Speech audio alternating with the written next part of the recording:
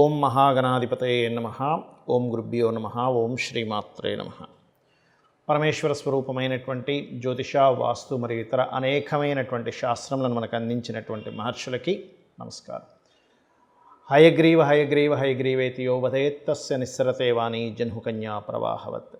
అరుణాం కరుణాతరంగితాక్షీం ధృతపాశాంకుశపుష్పబాణచాపాం అనిమాదిభిరావృతాం మయూకైః అహమిత్యేవ విభావయే భవానీం.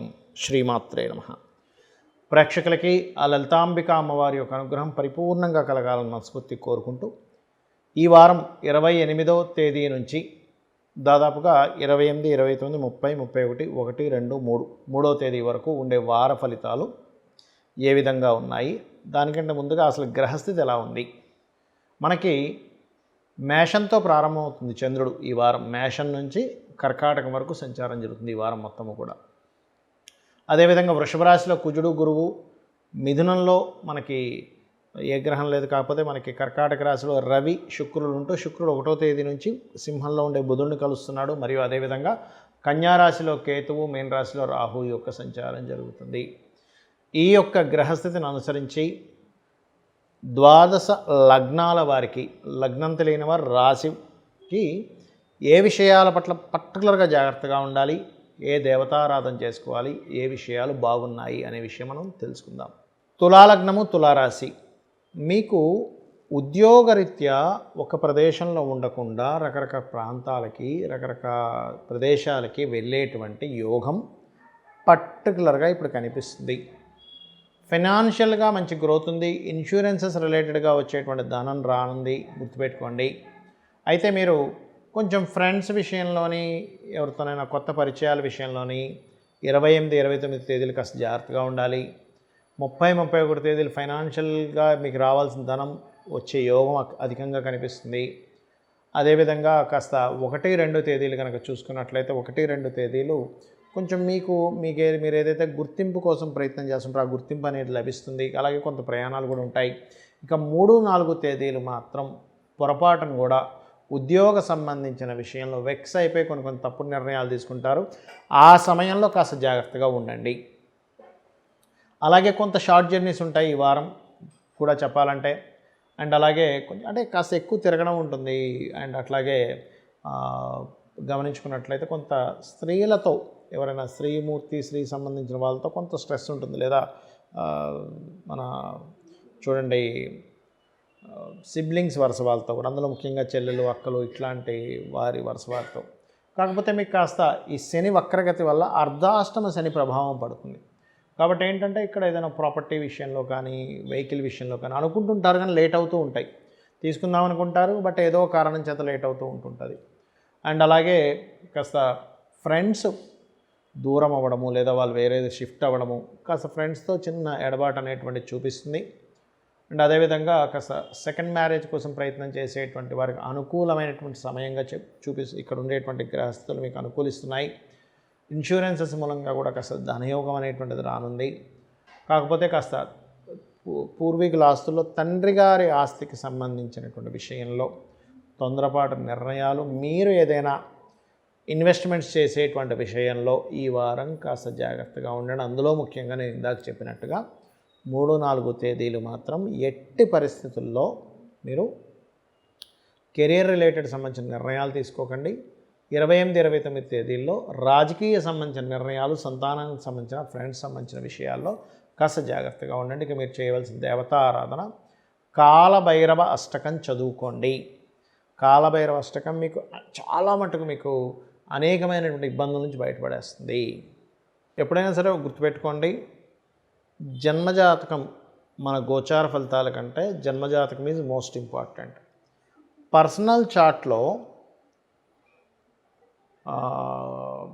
ఎలా ఉంది, కాంబినేషన్స్ అనేటువంటివి ఎలా ఉన్నాయి ఈజ్ మోస్ట్ ఇంపార్టెంట్. ఎందుకంటే మనము ఆస్ట్రాలజీ పర్సనల్ చార్ట్ చూపించుకునేటప్పుడు పర్టికులర్గా ఒక ప్రాబ్లమ్ని ఫేస్ చేస్తున్నాము అన్నప్పుడు ఆ ప్రాబ్లం అనేటువంటిది మనం పూర్వజన్మలో చేసుకున్నటువంటి కర్మ వల్ల వస్తుంది. ఇది ఫస్ట్ గుర్తుపెట్టుకోండి.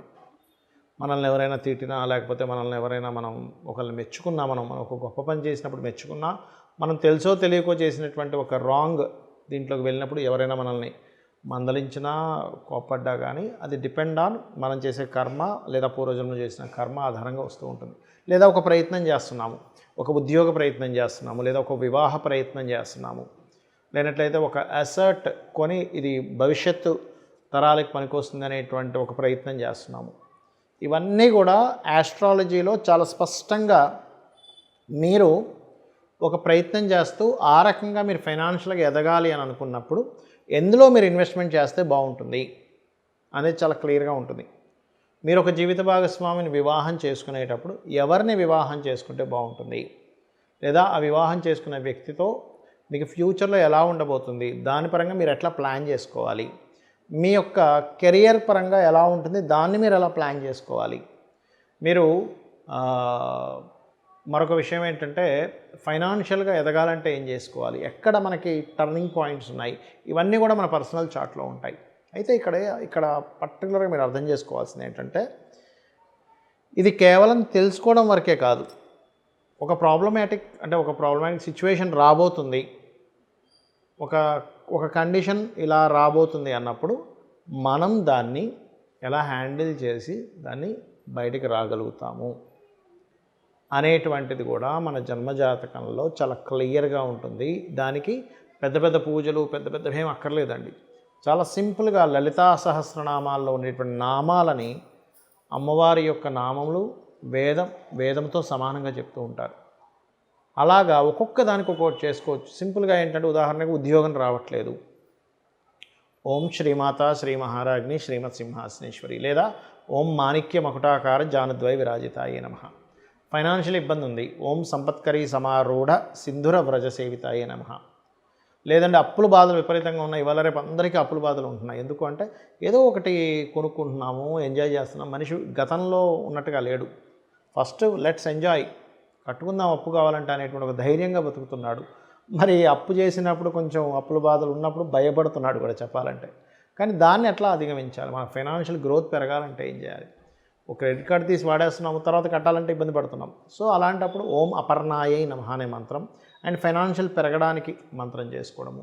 అదేవిధంగా భూ వివాదాలు ఉన్నాయి, అప్పుడు వారాహి అమ్మవారి అష్టోత్తరం చేసుకోవడం. అంటే ఆస్ట్రాలజీ అనేటువంటిది ఏదైతే ఉందో కంప్లీట్గా మీకు ఒక వెలుగుని చూపించేటువంటి ఒక సాధనం, ఒక విద్య చెప్పాలంటే.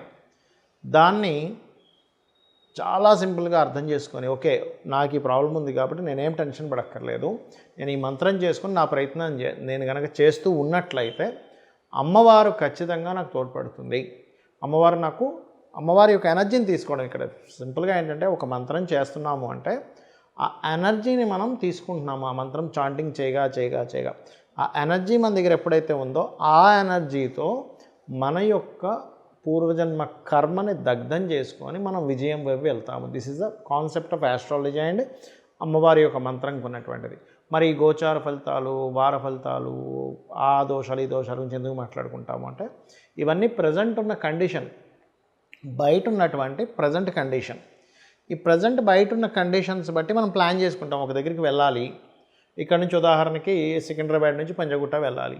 ఎర్లీ మార్నింగ్ మీరు 6 or 7 o'clock అయితే ఈజీగా 20 minutesలో వెళ్ళిపోగలరు. అది దట్ ఈజ్ నాట్ నథింగ్, అది పెద్ద విషయం కాదు. కానీ అదే మీకు ట్రాఫిక్ ఉందనుకోండి 1 hour పడుతుంది, అంటే 3 times ఎక్కువ అవుతుంది. అప్పుడు ఏం చేస్తాం, 1 hour ముందుగా బయలుదేరుతాం. అది ఎలా అయితే బయట ఉన్న కండిషన్స్ని బట్టి మనం మన లైఫ్లో వెళ్ళే జర్నీని ఎట్లా అయితే ప్లాన్ చేసుకుంటామో సేమ్ యాజ్ ఇట్ ఈజ్ మనము ఒక పని చేస్తున్నాము. నౌ ది ప్లానటరీ పొజిషన్స్ గోచారంలో ఇలా ఉన్నాయి కాబట్టి ఈ జాగ్రత్తలు తీసుకుంటూ ఇంత సమయం పడుతుందని ఒక అంచనా వేసుకుంటూ దానికింత ఎఫర్ట్ పెట్టాలనేటువంటి అర్థం చేసుకుంటూ దానికి ఏ దానం చేయాలో తెలుసుకొని దానికి ఏ మంత్రం చేయాలో తెలుసుకొని ముందుకు వెళ్తాం. సో ఈ రకంగా మీరు మీ యొక్క జన్మజాతకం గురించి కానివ్వండి, మీ యొక్క గోచారంలో ఇప్పుడు ప్రజెంట్ ఉన్న పొజిషన్స్ని బట్టి కానివ్వండి, ఎలా చేయాలో ఏం చేయాలని తెలుసుకుంటూ మీరు పూర్తి విజయాన్ని ఆ లలితాంబిక అమ్మవారి అనుగ్రహంతో పొందాలని మనస్ఫూర్తి కోరుకుంటూ శ్రీమాత్రే నమః.